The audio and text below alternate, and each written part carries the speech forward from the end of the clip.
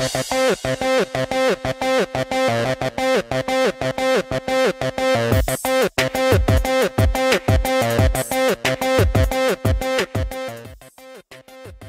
po sa Pinoy Scoop. At ito ang balita ngayon.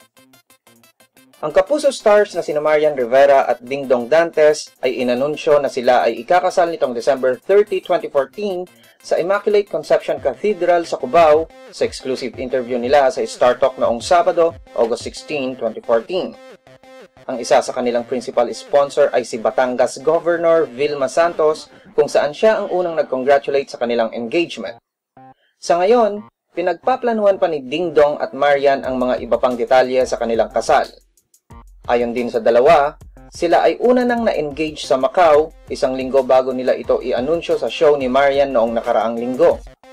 Sa Marian show, imbes na i-anunsyo lamang nila ang kanilang engagement, lumuhod muli si Dingdong at nag-propose kay Marian para makita ng kanilang mga pamilya, kaibigan at fans na sumuporta sa kanilang relasyon magmula pa noong simula. For more news, visit us at www.thepinoyscoop.blogspot.com.